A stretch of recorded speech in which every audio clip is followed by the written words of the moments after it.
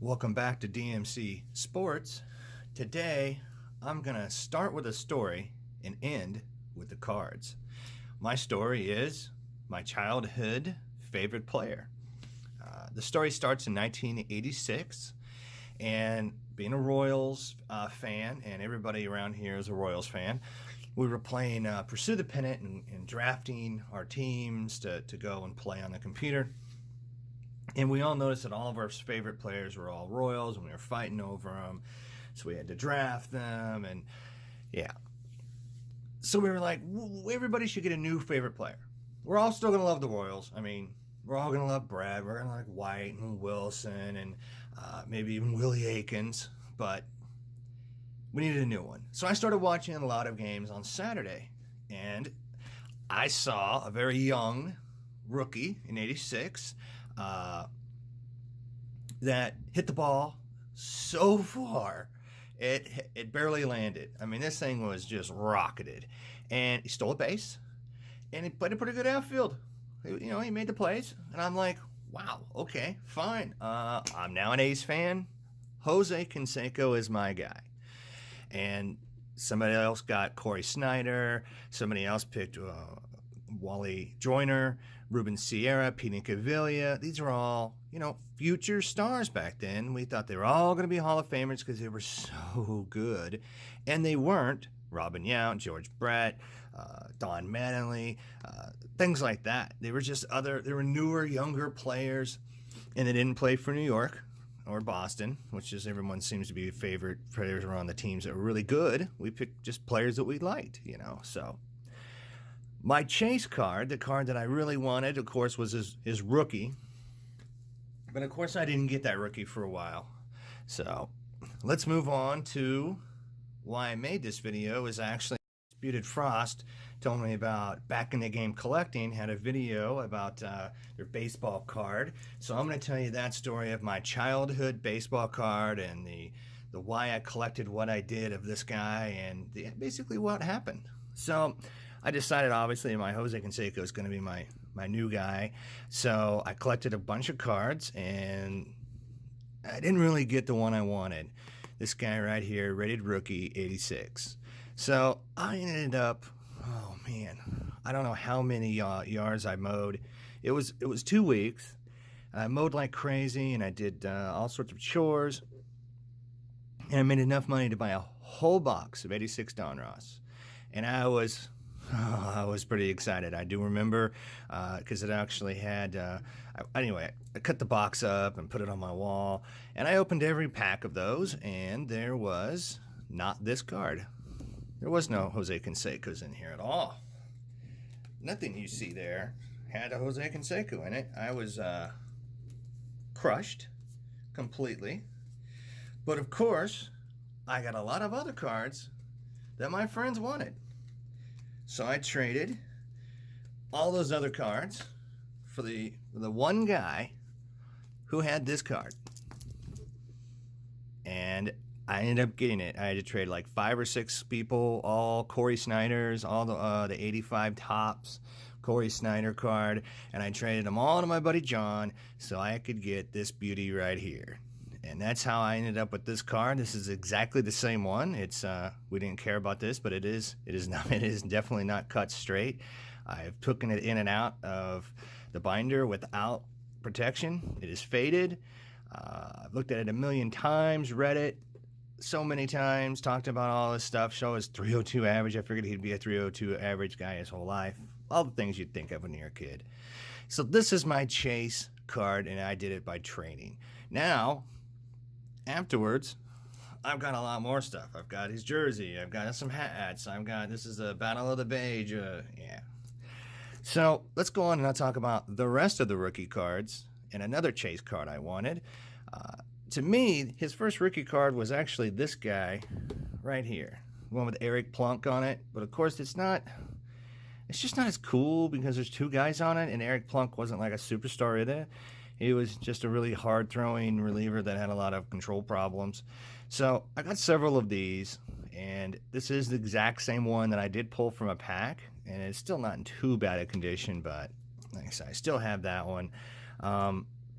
You can't really tell but this guy is glossy. I had to trade a lot for this, and it had a ding corner, and it still does after all these years. It's a little faded, but it's actually the glossy 87 Fleer. So this is his first Fleer card where he's by himself. So I consider this a rookie too. So I got a ton of those, mostly non-glossy, of course. That's why I bought Fleer, just to try to get that card over and over again. And of course, the 86 Topps traded here. I got it engraded now, but I'd have plenty of those, 5 or 6, 7. So I was trying to get as many as I could of all of his cards, just snap up everything, just grab it up. So later on, I did buy some cards, and I have a ball of his too that's signed, and I have this guy that's signed, but I didn't witness it, and this card is really in rough shape.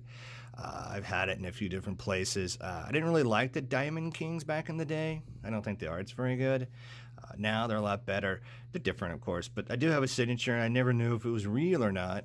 The only signature that I'm sure of that I actually own is this guy that I got last week. Certified Topps issued autograph. It's on sticker, and then a game-used bat. So this is actually one of my favorite cards of all time now. And then we're gonna talk about this guy right here. What can I say? This card specifically is when I realized that my collection wasn't going to be what I thought it was going to be. These things were everywhere. 87 Topps, just in every grocery store. You go to 7-Eleven, it seems they were there. I can order this online for like $1. And all these other cards from 87 were, yeah, I literally have like 20 or 30 of these. I've destroyed probably half a dozen just by giving them to other people. And I'm like, no, and I just tear it up. I'm not going to tear it up. But yeah, that's the most depressing card I own, and I own a lot of them. I even own an O-Pee-Chee one I don't like. So, this card here, I always thought having a minor league card, because it'd be harder to get, would be the most valuable card you could get of a guy. And I didn't pick this up until last year. Huntsville Stars. There's a McGuire one too. I'll probably pick it up too. But it's just a cool card, and I've always wanted it. Now I have it. I'm pretty happy. It goes in my collection, so it's always been a big chase card that I wanted to get.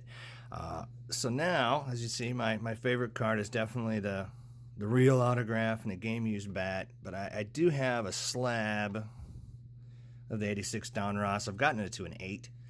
A 10 is quite expensive. A 9 is probably in my price range. So, and I actually think this card is an 8 to a 9. So sometimes I see the grading and I'm like, oh, that is not a 10. That's not cool at all. So I have a lot of other stuff. This is my binder from back in the day, in the 80s. I have no idea. Somebody gave it to me. I got a bunch of purple ones. So I just stuck with it, you know. It's my purple binders, and it's down to 1 now. The other 2 have really, really gotten bad. And I'm just going to quickly thumb through some of these. This is just the star sets. These are the young rookie cards. These are really easy to get, the highlight sets. People tear them out, or I had a couple sets I opened up. I like the Ozzie Canseco card. That's cool. I met his brother once by accident. I ran into him at Royal Stadium. I thought it was Jose, but Jose was at bat, so that was a little like deja vu. I had forgotten that he had a twin brother for a second and was really, really confused. I have currently these back to back. I might redo them so I can see the back. So the back to back, I don't know. And there's these little mini cards. Those always drove me insane because they'd fall out because I had side. So they're all on top. All of the slides are on the side, so the cards would come out. It was really annoying. This 87 Donruss cards are very interesting because I've literally cut out like a billion of these. This is a card that's on the bottom of the box, 87 right here, and then all the rest of these. And there's something different about this. That's not Leaf. There's something different about one of these. I can't remember what it was. Yeah, here's my first attempt at cutting out the Jose on the bottom. I actually creased it. So that wasn't too good, but I was like a real young kid, and I wasn't real good with the scissors. Well, I'm still not, so. This is it's not a complete set, of course, by any means, but this is just what you can pick up through the years when you basically try to pick up everything. But I didn't quite get there. And of course, in '87 and '88, that's when I changed, stopped really collecting it all. You see a bunch of these guys. There's some more traded. And so there's Jessica Canseco, his wife. I picked those up like 2 weeks ago. I thought that was kind of funny. And then these are the cards I just picked up recently of Jose. I like this card a lot. This is cool. The Allen and Ginter cards are really neat. So that's my childhood hero and the cards. I can't complete this video without quickly talking about something very sad, that when your favorite player turns out to be a dirty little cheater pretty much the whole time you've ever seen him play. So he wrote a book about it, and now I know all about steroids and how to take them. Never would, but it really tarnished a lot of people in a lot of ways, and he tarnished baseball, if you ask me. It was cool to see a lot of home runs being hit from big dudes, that hit them far. But back in the day, we always had those type of guys. We have Dave Kingman and George Bell, and those guys weren't all juiced up. Harmon Killebrew. So this is actually my favorite book that he wrote. I like this one better because it's much more honest. He didn't really want to name Alex Rodriguez in his first book, Juiced, because of the fact that he believes that he cheated, with his wife, Jessica Canseco. You saw her picture. And so they thought it would be, he didn't want to say it because he figured it'd be personal, and he didn't want to see it as a personal attack. But then after, A-Rod comes out and talks about how he's never done them, and then Jose ended up being vindicated because all the people that he said that he injected or bought turned out to be dirty and tested dirty one time or another. So I read this book. It was actually a really good read. There's a lot of inside stuff about baseball, so I've enjoyed that. But I wanted to share with you guys the ups and downs of having a hero and chasing your childhood card. And I wanted you to see all my Canseco stuff, man. I got a lot of it, and I might collect a few other things. Maybe get a 9, maybe get a few more relics. I haven't decided. Got to be on a budget, though. I ain't going to spend no big money, but I hope you guys enjoyed this as much as I have wanted to make it. I've been wanting to make this for at least a month, and I've been in YouTube about a month, so I hope you guys enjoyed it. Comment below. Anything you want to say about your childhood heroes? Did they turn out to be duds?